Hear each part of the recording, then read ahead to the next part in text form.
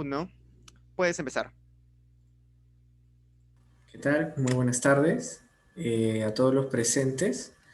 Gracias también al Instituto de Capacitación Jurídica por la invitación el día de hoy para poder desarrollar brevemente una ponencia relacionada a lo que es expropiación para proyectos de infraestructura, ¿no? Básicamente vamos a hablar un poco del Decreto Legislativo 1192 y de los nuevos alcances normativos que ha traído el nuevo TUO, ¿no? Mi nombre es Marco Herrera, soy, me vengo desenvolviendo en el área inmobiliaria, adquisición y saneamiento de tierras en CIEMES Grau. Y bueno, para empezar en este punto, vamos a hablar brevemente sobre los puntos de agenda que tenemos el día de hoy, que son los siguientes, ¿no? Vamos a hablar brevemente sobre la brecha en infraestructura que actualmente tiene el Perú, ¿no?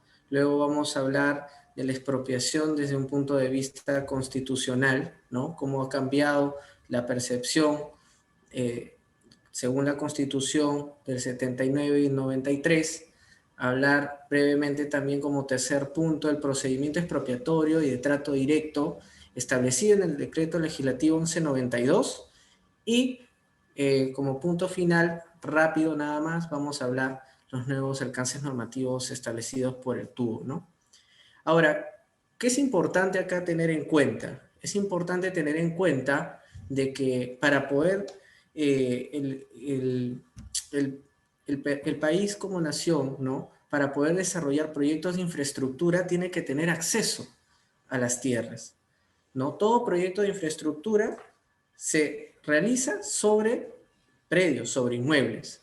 Y es por eso la importancia, ¿no?, del saneamiento físico legal de predios, de la adquisición de estos predios, que muchas veces es parte del patrimonio, ¿no?, de terceros, ¿no?, y también de personas jurídicas, ¿no? Ahora vamos a analizar el siguiente punto. Vamos a hablar sobre la brecha en infraestructura en el Perú. Actualmente existen dos planes muy importantes, que es el Plan Nacional de Infraestructura para la Competitividad, aprobado por el Decreto Supremo 238/2019, y el Plan Integral para la Reconstrucción con Cambios, ¿no?, aprobado a través del Decreto Supremo 091-2017-PCM. Estos dos planes son marco ¿para qué? Para cerrar esta brecha de infraestructura que actualmente tiene el Perú. Estos planes proporcionan una hoja de ruta para que el Estado pueda incrementar la productividad y la competitividad mediante el cierre de brechas de 363.000 millones de soles que actualmente tenemos, siendo que su implementación permite el desarrollo de una red de infraestructura pública y servicios públicos.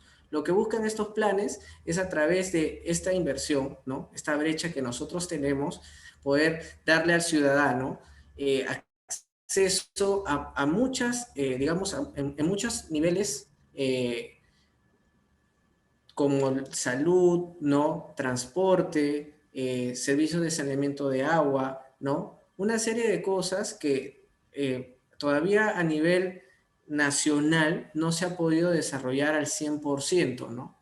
Y con estos planes se establece, como se dice, una hoja de ruta, un margen, un camino para que se pueda justamente desarrollar en base a ello, ¿no?, y se puedan llevar a cabo estos planes. Pero como les comentaba, para poder llevarse a cabo estos planes es necesario justamente la adquisición de estas tierras. Adquirir las tierras, analizarlas previamente, sanearlas y poder justamente, en base a ese análisis, ¿no?, llevar a cabo estos proyectos. Hoy en día en el Perú, los proyectos demoran mucho en realizarse. Uno de ellos, uno de esos factores es el saneamiento, ¿no? Dentro de todo el marco de factores que hay, uno de ellos es el saneamiento, ¿no?, la demora en la adquisición de estas tierras, ¿no? Y vamos a ir comentando algunos ejemplos más adelante en la exposición. Ahora vamos a hablar brevemente sobre la expropiación desde un punto de vista constitucional. Y para ello primero vamos a comentar, ¿no?, el punto de vista que se tiene desde la Constitución Política del 79, ¿no? El artículo 125 de la Constitución Política del 79 establecía que la propiedad es inviolable y el Estado la garantiza. A nadie se le podía privar de la suya, sino por causa de necesidad y utilidad pública o de interés nacional, conforme a ley, y previo al pago de dinero de una indemnización que debe pagarse necesariamente en dinero y en forma previa, ¿no? Este artículo era el artículo 125 de la antigua Constitución, ¿no? Eh, pero, ¿qué sucede? Este término era muy gaseoso, el término de lo que era interés social era muy amplio. Vamos a leer ahora el artículo 70 de la Constitución del 93, ¿no? Y vamos a hacer la comparación. El artículo 70 de la Constitución del 93 establece que el derecho de propiedad es inviolable, el Estado lo garantiza y se ejerce con armonía con el bien común y dentro de los límites de la ley. A nadie puede privarse su propiedad sino exclusivamente por causa de seguridad nacional o necesidad pública, declarada por ley y previo pago en efectivo de indemnización justa y preciada que incluya compensación por el eventual perjuicio. Hay acción ante el Poder Judicial para contestar el valor de la propiedad que el Estado haya señalado en el procedimiento expropiatorio. Como podemos ver, a comparación del artículo 125 con el artículo 70 de la actual Constitución, ¿no? Del 93 y la del 79, parece a plenas luces muy similar, pero cuando uno hace un análisis más profundo va a darse cuenta de que hay términos que son diferentes. Actualmente, para que se pueda expropiar, primero tiene que salir una ley emitida por el Congreso que apruebe el proyecto que se vaya a realizar de infraestructura y esté sustentado en ya sea seguridad nacional o necesidad pública, ¿no? A diferencia de la Constitución del 79 que establecía que esto se podía llevar a cabo básicamente por necesidad y utilidad pública o interés social. La discusión se daba que el interés social era un término más definido a un grupo en específico, a un sector en colectivo, ¿no? Mientras que la necesidad pública englobaba a todos como conjunto, ¿no? Entonces, por eso justamente se hizo esta precisión en este nuevo cambio en el artículo 70 de la Constitución para que sea más limitado. Antes con la Constitución del 79 se podía expropiar, digamos, se podría encajar dentro del interés social cualquier proyecto, ¿no? Que no tendría, digamos, una relevancia o repercusión para, digamos, para todo un sector o una provincia en específico, ¿no? A diferencia del artículo 70 que limita más estas causales para que se pueda llevar a cabo la emisión de una ley que permita justamente llevar a cabo un proyecto de infraestructura, ¿no? Esto es importante tenerlo en cuenta, ¿no? Para que básicamente uno tenga un marco normativo claro, ¿no? El derecho de la propiedad es inviolable, efectivamente, solamente por causa de seguridad nacional o necesidad pública. Ahora vamos a desarrollar brevemente el procedimiento expropiatorio y de trato directo establecido en el Decreto Legislativo 1192. Hoy en día, la norma que regula todo lo que es el procedimiento expropiatorio y de trato directo es esta norma. La expropiación y el procedimiento de trato directo inicia en sede administrativa. Es un procedimiento administrativo, puramente administrativo, ¿no? Una vez que se declara por ley, ¿no? Este proyecto de infraestructura, ¿no? Dependiendo del sector, se van a iniciar los procedimientos de saneamiento. Estas tierras, para poder ser adquiridas, ¿no? Por parte del Estado, previamente tienen que ser analizadas y ver la situación físico-legal en la que se encuentra el inmueble y en base a los documentos analizados de los propietarios que van a ser afectados, donde se va a llevar a cabo este proyecto de infraestructura, ¿no? Van a ser clasificados de acuerdo a la condición que ellos tengan. El decreto legislativo 1192 va a establecer como sujeto activo, ¿no? al Estado, a la entidad que va a llevar a cabo el procedimiento de expropiación, y como sujeto pasivo al afectado, que puede ser un propietario con derecho inscrito, puede ser un propietario con derecho no inscrito en los registros públicos sobre el inmueble sobre el cual ejerce su derecho de propiedad, puede ser un poseedor con más de 10 años, un poseedor con menos de 10 años, ¿no? Y en base a la clasificación que éste tenga de acuerdo al artículo 5 del Decreto Legislativo 1192, se va a reconocer ciertos, digamos, se va a establecer ciertos requisitos para cada uno de ellos para que se lleve a cabo el procedimiento de trato directo o expropiación, y también el tema del pago, ¿no? Entonces, esto es muy importante, ¿no? Todos aquellos operadores, sobre todo las entidades públicas que manejan estos temas, tienen que tener, digamos, muy bien marcado la clasificación del sujeto pasivo, ¿no? Posterior a ello, una vez que la entidad, digamos, clasifica al sujeto pasivo, empieza a hacer un análisis registral, ya sea si el propietario, como le digo, es un propietario con derecho inscrito, ¿no? Sobre toda la zona donde se va a llevar a cabo el proyecto de infraestructura. Para hacer ese análisis se va a utilizar se va a iniciar un procedimiento administrativo ante registros públicos ingresando un certificado de búsqueda catastral, que básicamente es dibujar en un polígono la zona que estás estudiando, y registros públicos va, de acuerdo a la base gráfica que ellos tienen, señalarte todas las partidas que se encuentran sobre esa zona, y va a ser un instrumento que va a servir de gran ayuda para poder más o menos estudiar todo lo que se encuentra, digamos, dentro de la zona sobre el cual se va a llevar el proyecto de infraestructura. ¿Para qué? Para determinar posibles superposiciones entre predios, hablando registralmente, ¿no? Si sobre la zona existe el predio en el cual tú estás analizando, ¿no? En muchos casos se da que a veces ingresa el certificado de búsqueda catastral en la zona donde se está haciendo el estudio, y sucede de que el predio, la partida existe, pero sin embargo el predio no lo pueden ubicar en esa zona porque cuando se inscribió, cuando se inmatriculó el bien inmueble, no tenía linderos ni medidas perimétricas. Entonces, registralmente existe la partida, pero no lo pueden ubicar en la base gráfica, ¿no?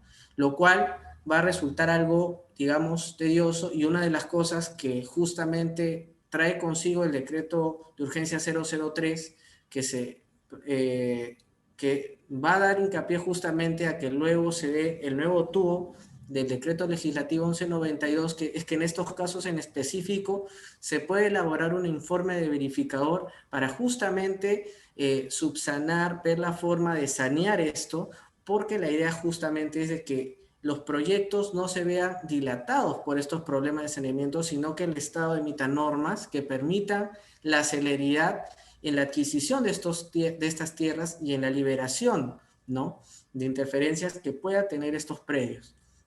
Como siguiente paso, una vez habiendo clasificado al sujeto pasivo, luego habiendo identificado la zona, ¿no?, a través de ese instrumento que es el certificado de búsqueda catastral, posteriormente se va a elaborar un expediente de tasación. Este expediente de tasación se va a hacer en virtud de los documentos que se han presentado y el levantamiento que se ha hecho en campos de las zonas que van a ser afectadas.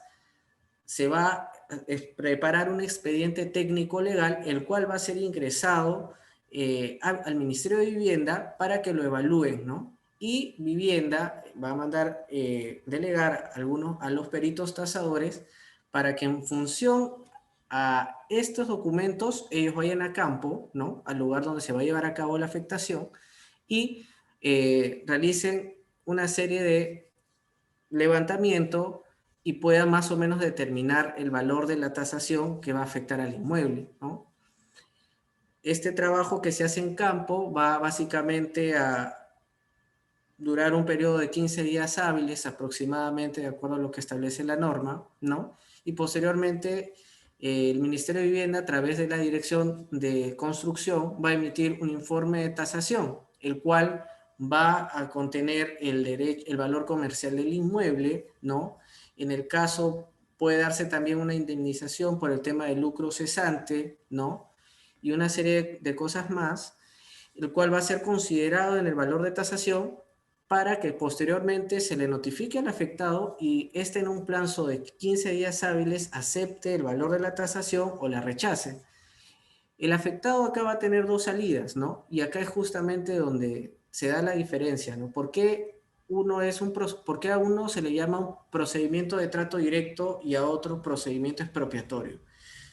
El procedimiento de trato directo se va a dar siempre y cuando el afectado se le notifica el valor de la tasación y acepte y continúe el procedimiento para la adquisición de ese inmueble. Si el propietario acepta, propietario o poseedor acepta la tasación que le es notificada en el plazo de 15 días hábiles, el decreto legislativo 1192 establece un beneficio adicional a ese valor de la tasación del 20% que le será pagado a él en un plazo más o menos de 30 días hábiles, ¿no?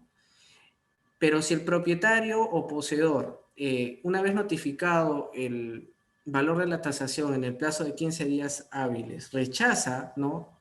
Porque considera que no ha sido tasado a un monto, digamos, acorde al mercado, el procedimiento ya queda ahí y inicia el procedimiento expropiatorio, ¿no? ¿Por qué? Porque lo único que se puede cuestionar en la adquisición de estas tierras es el valor de la tasación. El afectado es lo único que puede cuestionar. No hay forma de que el propietario o poseedor se oponga a la entrega de estas tierras. Porque como inicié desde un inicio en la ponencia, esto es un derecho constitucional que le faculta al Estado la potestad administrativa para poder ejercer justamente estas acciones, ¿no? En el caso de que el propietario y o poseedor rechace la tasación, evidentemente tendrá que iniciar un proceso judicial o arbitral para poder justamente cuestionar el valor de la tasación. Si inicia un proceso judicial, más o menos le tomará unos 10 años como mínimo, porque el proceso judicial para ver estos temas es un proceso de conocimiento, es el proceso más largo que regula el Código Procesal Civil, ¿no? Y arbitral es mucho en menor tiempo, evidentemente, ¿no? Pero sin lugar a dudas genera costos mucho más elevados, ¿no? Mayormente a un proceso arbitral tienden a ir a un proceso arbitral las empresas, ¿no? Las empresas para que justamente, digamos, se reconozca un valor acorde al mercado, ¿no? El problema hoy en día en el Perú es que a veces se hacen malas tasaciones, ¿no? O se hacen tasaciones con un valor muy bajo, ¿no? Muy por debajo del mercado y lo que genera justamente a veces la demora en la entrega de tierras. Ahora puede surgir una pregunta y decir, ¿no? Bueno, ¿qué pasaría con el propietario y o poseedor que va a ser afectado, pero se resiste en entregar el área donde se va a llevar a cabo el proyecto de infraestructura? El decreto legislativo 1192 regula un procedimiento coactivo por el cual retiran, ¿no?, al propietario o poseedor sobre el área que se va a llevar a cabo el proyecto, ¿no? Porque como ya hemos señalado, hay un amparo constitucional por parte del Estado para que se pueda realizar este tipo de actos. Entonces, teniendo estos dos panoramas, ya tenemos más claro cuando un tema se va por un procedimiento directo, ¿no? O cuando va a un procedimiento expropiatorio. Una vez que ya estos pagos, estos valores de tasación se le notifica al afectado y él acepta o rechaza, ¿no? Luego se consigna esto, se aprueba mediante resolución ministerial o directoral, dependiendo del tipo de procedimiento que sea, ¿no? Se suscribe un formulario que es aprobado por el decreto legislativo 1192, el cual básicamente contiene los datos del sujeto pasivo, los datos del sujeto activo, el valor de la tasación, ¿no? Y el cheque, pues, ¿no? Que va a generar la entidad hacia el afectado, ¿no? Lo cual va a ser suscrito notarialmente y va a servirle al registrador público de la zona donde se esté llevando a cabo esta afectación para poder inscribir esa área que se está expropiando, ¿no? A nombre del Estado, a nombre de la entidad que está llevando a cabo el proyecto de infraestructura. Y es así como las entidades adquieren estas tierras para poder llevar a cabo más adelante los proyectos de infraestructura, los proyectos, ya sea, por ejemplo, la construcción de carreteras, ¿no? La construcción de un aeropuerto, la construcción, por ejemplo, que actualmente se está dando a cabo del tren subterráneo, ¿no? Conocido como línea 2, ¿no?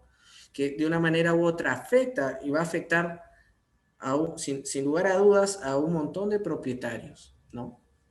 Ahora, esto es básicamente en líneas generales, ¿no? Todo lo regulado de una manera, digamos, sintetizada y de manera dinámica que tiene el decreto legislativo 1192. Por otro lado, rápidamente, a veces sucede también de que hay propiedades que están a nombres de una entidad pública, ¿no? Y el proyecto de infraestructura que se va a llevar a cabo es es por parte de otra entidad. Entonces, en esos casos, lo que sucede, se elaboran expedientes de transferencia interestatal. Su mismo nombre lo dice, lo que busca es transferir la propiedad entre entidades del Estado, ¿no? Por ejemplo, ¿no? Si el propietario es, digamos, ¿no? La SBN, ¿ok? Y el proyecto de infraestructura que va a llevarse a cabo lo está ejecutando el Ministerio de Transportes, ¿no? Lo que se tiende a hacer es elaborar un expediente de transferencia interestatal que señale el área que se va a afectar para que esa área pase de nombre del SBN a nombre de la entidad que está ejecutando el proyecto de infraestructura, ¿no? Eso también se regula dentro del decreto legislativo 1192. Es importante señalarlo porque se puede dar algunos casos donde ustedes en la práctica puedan ver esto, ¿no? A manera de comentario, ¿no? Dentro de la normativa. Ahora, hablando del tema del decreto legislativo 1192, hoy en día, por ejemplo, hace más o menos un mes y medio, 2 meses, salió una noticia muy interesante sobre la expropiación que había sido, digamos, alegada, ¿no? De manera arbitraria, salió en varios periódicos muy conocidos en nuestro entorno, sobre la adquisición que tuvo la Municipalidad Metropolitana de Lima sobre un área que le pertenecía al Jockey Plaza, ¿no? Al Jockey Plaza. Eh, ellos fueron a una vía arbitral y quisiera comentar eso el día de hoy, efectos de poder tener, digamos, mayores alcances, ¿no? Por ejemplo, y acá vamos a entrar a comentar ello, ¿no? En esta etapa, este caso en específico básicamente va a ilustrar todo lo que hemos explicado en este momento y vamos a establecer los puntos, ¿no? La Municipalidad Metropolitana de Lima, eh, más o menos en el año 2010, entra y con máquinas y todo por la Panamericana y se lleva abajo por todo lo que es el derby, esa zona ahí, lleva abajo el muro que tenía, digamos, señalado los linderos del predio del Jockey Plaza. Y obviamente cierran todo, ¿no? Y digamos, se apropian de esta área que le pertenecía al Jockey. Entonces, ¿qué sucede? El Jockey Plaza, evidentemente, inicia un proceso arbitral señalando de que la Municipalidad de Lima había sido arbitraria porque, ¿qué sucedía? había habido una tasación, ¿no? Habían iniciado el procedimiento establecido en el decreto legislativo 1192 para adquirir esa área, porque había una proyección de ampliación de la vía que se encontraba colindante al lindero de la propiedad del Jockey Plaza. Entonces, debido a ello, el primer valor de tasación que lo hacen por un monto de 12 mil millones de soles, ¿no?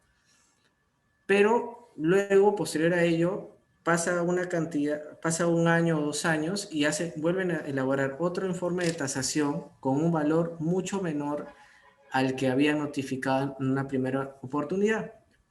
Por ese motivo, lo que hace el Jockey Plaza es iniciar un procedimiento arbitral para cuestionar el valor de la tasación. Evidentemente, como ya hemos dicho, la entrega de la tierra igual de la adquisición de esa área se dio a la Municipalidad Metropolitana de Lima y lo que ellos hacen es cuestionar el valor. Cuando van al proceso arbitral, ellos ganan el proceso arbitral más o menos después de un año, ¿no? Año y medio, ¿no? Y se le reconoce un valor mucho más alto del valor de tasación que había hecho en su primer momento la Municipalidad Metropolitana de Lima, ¿no? Con lo cual podemos ver un claro ejemplo del procedimiento expropiatorio enmarcado en el decreto legislativo 1192, ¿no? Hoy en día, como le digo, y una de las principales mejoras que debería tener a criterio personal es el decreto legislativo 1192, y por lo cual considero que habría mucha más celeridad en estos procedimientos para la adquisición de las tierras, es buscar un punto medio con el cual los valores de tasación mejoren un poco más, ¿no? Sin tampoco generarle un perjuicio al Estado, ¿no? Y tampoco al propietario, ¿no? Porque acá tenemos dos derechos, ¿no? El derecho de la potestad expropiatoria que tiene el Estado, ¿no? Y el derecho patrimonial de propiedad que tienen los terceros, ¿no? Buscar un equilibrio entre esos dos para que en el procedimiento de trato directo o expropiación no haya, digamos, demora para esta adquisición de estas tierras, ¿no? Como segundo punto, también establecer la mejora a nivel registral, ¿no? Hoy en día tenemos muchas propiedades que no se encuentran inscritas, ¿no? O debidamente saneadas, ¿no? Lo cual genera una demora para poder tener la adquisición de estas tierras, de estas áreas, ¿no?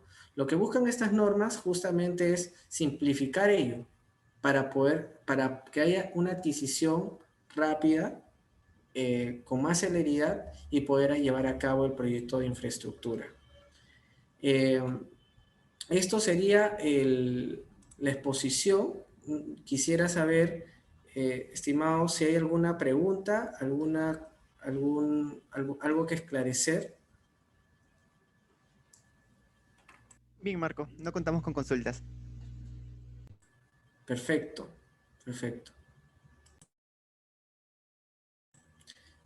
Listo.